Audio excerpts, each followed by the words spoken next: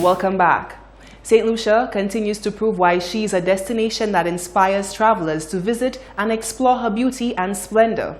Visitors to St. Lucia can enjoy the perfect summer getaway with 25 properties on the island that are offering guests a holiday guarantee if their vacation were to be interrupted by adverse weather. More in this report.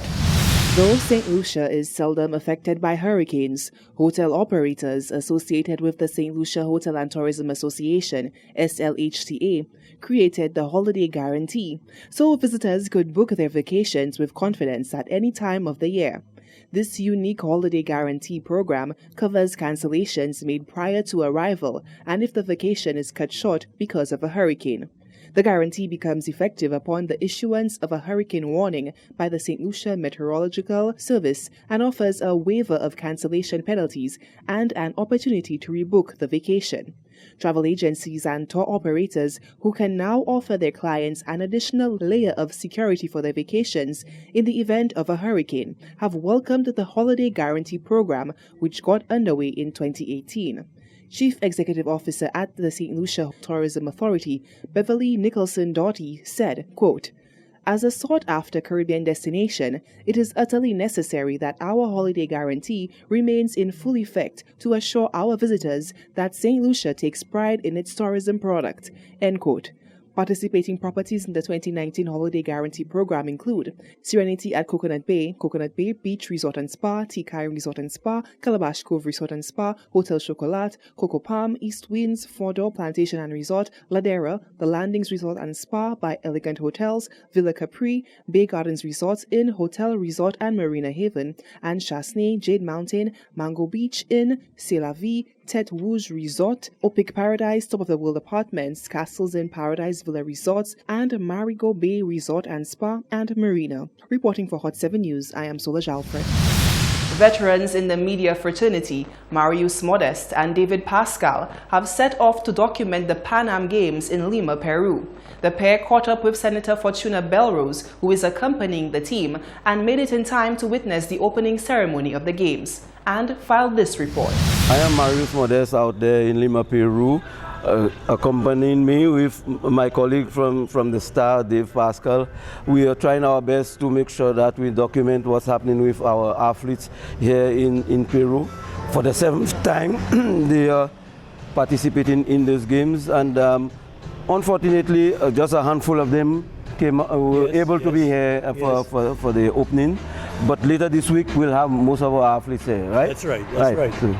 And as anything else, we are hoping for the best. Present at the proceedings was Senator Fortuna Belrose, who says the well-organized opening ceremony lived up to expectations. It was a fantastic event. Actually, perhaps from what we saw, it was maybe one of the best organized opening of the games that we've ever witnessed.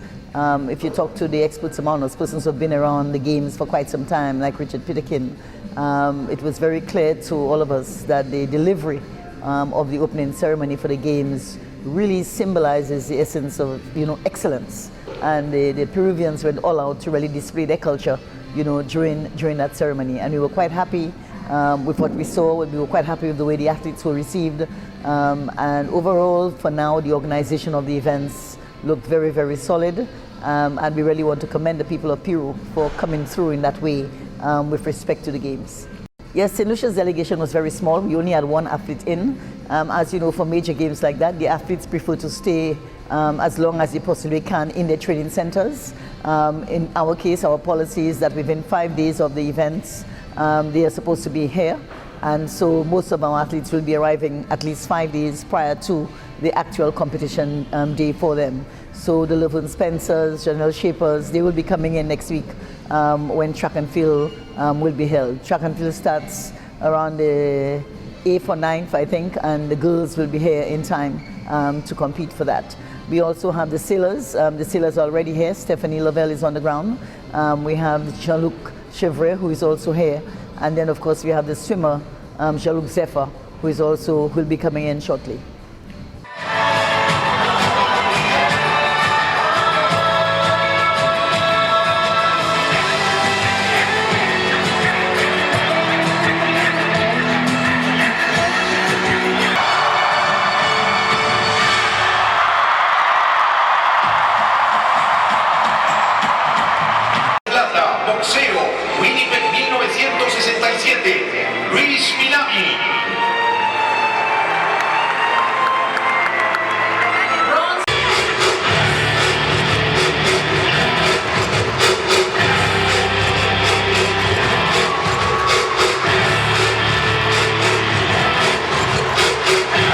I am Marius Modest with David Pascal reporting from Lima, Peru.